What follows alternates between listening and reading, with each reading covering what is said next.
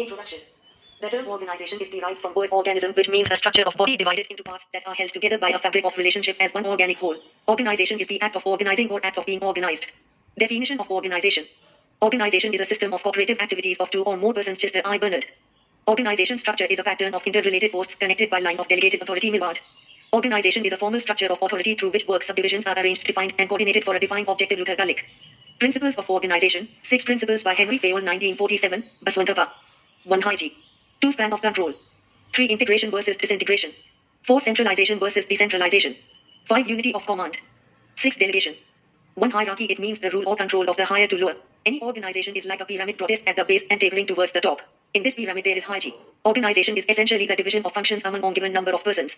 The distribution of functions and responsibilities is both horizontal and vertical. An organization structure grows both horizontally and vertically. When additional levels are added in an organization structure, it is called vertical growth.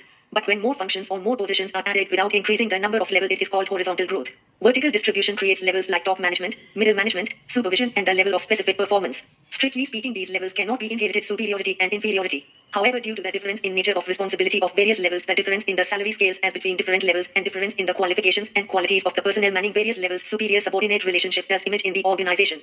In other words, Scalar principles is the vertical division of authority and definite assignment of duties at various levels. Here the degree of authority and corresponding responsibility will be defined. The Scalar process is the vertical division of authority and definite assignment of duties at various levels. The degree of authority and corresponding responsibility will be defined. Each of the levels will be immediately subordinate to the next higher. For example, medical superintendent, 1.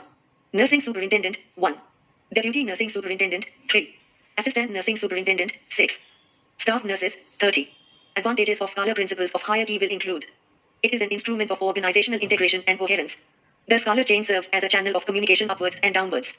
The rule of through the proper channel created by the Scalar principle ensures that there will be no short circulating procedures or ignoring of the intermediate links. It establishes below the top executive a number of subordinate levels, each of which is center of decision for specified matters of a less important nature. It helps to clarify and define the relative positions and responsibilities of each posts in the organization. The disadvantage of hierarchy is the delay inevitability caused by every proposal or action must be laboriously climb up the various steps of ladder and then descend down to get disposed of. Examples: in a Directorate of Health and Family Welfare Service, a case worker of nursing section brought a proposal for transfer of a nurse. Submit first to office superintendent, then it goes to assistant administrative officer, then goes to chief administrative officer, finally reaches the case worker of nursing section in the same way, leading to delay. Every organization must have its Scalar chain, but it should work with proper confidence and loyalty between superior and subordinates at each level to reduce delay. Hierarchy provides the much needed channels of communication in the organization from the top to the bottom and from the bottom to the top. It is also built-in device to achieve census in the organization. It also facilitates delegation of authority. The general functions of hierarchical structure are as follow: fixing the responsibility, providing leadership with areas of description at successive levels, providing means for exerting influence and exercising fellowship, making any particular organization and the general government manageable, making it acceptable, determining the levels at which decisions of various kinds may be made, providing for ready moment of decision making from one level to another under agitation, bringing to bear relevant, competing and complementary interests, functions and viewpoints. More specifically, it is the means by which resources are apportioned, personnel selected and assigned, operations activated, renewed and modified. Span of control. Span of control means the number of subordinates an officer can effectively supervise. It is simply the number of subordinates on the units of work that an administrator can personally direct. In other words, the number of subordinates that the supervisor can personally direct or supervise is known as span of control. There is no agreement as to the exact number, but there exists a general agreement that the shorter the span, the greater will be contact and consequently more effective control. That there is a limit to the span of controls of every person or officer is readily admitted. The span of control is related to psychological problem of span of attention. None of us can attend to more than a certain number of things at the same time. The number to which one can do attend is one's span of attention. Span of control is nothing but the span of attention applied to these words of supervision and control of subordinates. But the span of control is greatly determined by the type of activity and by the supervisor's capability. For example, the effective supervision. It is agreed that a span of control does not exist at each level of supervision and it cannot be exceeded without the danger of a breakdown. And it is recognized that the span of control varies with 4 factors, that is function, personality, time and space. Function means the type of the work to be supervised. Personality means competence of the supervisors and the subordinates concerned. Time refers to the age of the organization concerned and space implies the place where the work to be supervised is located. It is ideal that one can supervise small subordinates with a homogeneous function. For example, medical officers can supervise doctors, nursing officers can supervise nurses, engineers can supervise engineering subordinates. It is very difficult task that one can supervise subordinates with heterogeneous functions. Medical officers cannot supervise effectively engineering subordinates, or an engineer cannot supervise effectively work of doctors for medical officers. Integration versus disintegration. Integration means unification in administrative language. Integration means connecting one or more of hitherto independent organization with the rest of the organizational structure of the country by placing them under the chief executive directly or through some department. It involves the evolution of the independent status of agencies, example independent regulatory commissioners. An integrated administrative system, therefore, is one all the parts of which are connected together through common ultimate subordinates to the chief executive of the country. In such system, the line of authority runs unbroken from the chief executive through various levels to the parts of the system so that there are no loose ends anywhere. What is integrated system, on the other hand, has got a number of loose ends in the shape of independent establishments and directly elected persons at which or whom the line of authority from the chief executive stops short and it is broken. An administrative system is called integrated, in which all the executive authority is conferred by law or constitution on one single person who thereupon becomes chief executive. Example: President of India, Prime Minister and other executives. The reverse of it is a disintegrated system where executive authority is distributed by statute or constitution among a number of co-equal bodies or agencies or persons. Example: UPSC, APSC, Election Commission, Controller of India. Integrated administration facilitates coordination and disintegrated administration creates anarchy and conflict. Centralization versus decentralization. Centralization stands for concentration of authority at or near the top. An organization is said to be centralized if most of the power of decision is vested in the top level so that the lower ones have to refer most problems to the head of the organization or his immediate subordinates for decision. Decentralization means that the central authority gives certain power to the local authorities. A decentralized organization is one in which the lower levels are allowed the discretion to decide most of the matters which come up, preserving comparatively a few bigger and more important problems only for those higher up.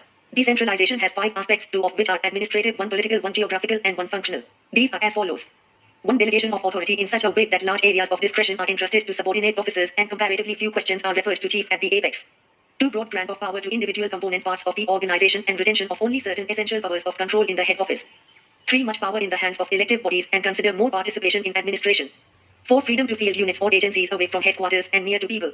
Functional autonomy to the various departments in respect to their several functions. Whereas centralization is the opposite of above 5 aspects of arrangements. Neither centralization nor decentralization can be accepted in an absolute principle of good organization under these circumstances. Experts or administrators neither plead for compromise between the two principles, or else maintain that each case for the application of the rival principles must be decided on its own merits according to the concrete factors of the situation. For example, formulating policy is centralization, whereas implementation of policy is decentralization. Unity of command. Unity of command means that no individual employee should be subjected to the orders of more than one immediate superior. The concept of unity of command requires that every member of an organization should report to one and only one leader.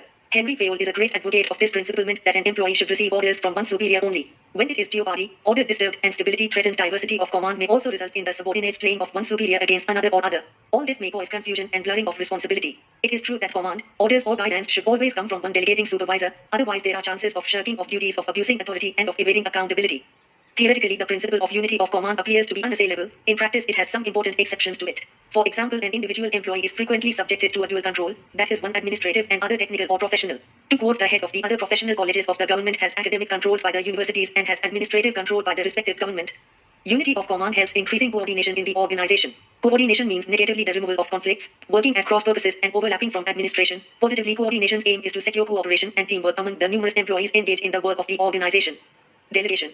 In an organization, usually all authority legally belongs to the head of the organization, but in practice no head can actually exercise all the powers legally vested in him. He would be overwhelming with detail. So there is a need that sufficient authority has to be given to every employee to enable him to do his job. The device of distributing his authority is delegation. Delegation means conferring of specified authority by a higher authority. It is devolution of authority by a person to his agent or subordinate subject to his right of supervision and control. Ditto, the delegated authority still belongs to the principal, but its de facto exercise is allowed to the subordinate or agent. Delegation implies transfer of certain specified functions by the superior to the subordinate's authority. The subordinate authority acts as the agent of the superior authority, and the superior always retains the right to issue directions to revise decisions. In other words, delegation of responsibility always remains with superior.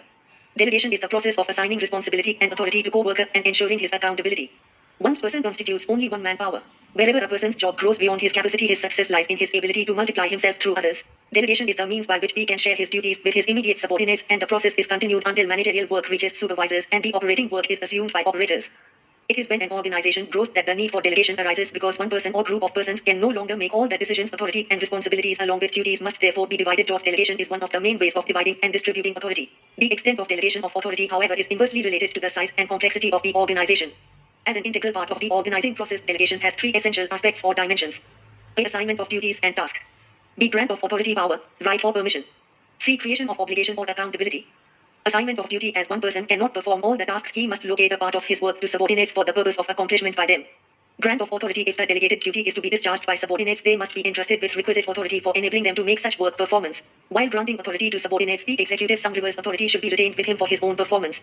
Creation of accountability. Delegation of duties implies an accountability from the side of subordinates. With the allocation of powers and duties, there must be logically the obligation on the part of subordinates to render an account of their performance. Because of this accountability, the manager must keep for himself some reserved authority and duties for directing, regulating, and controlling the course of work undertaken by his subordinates.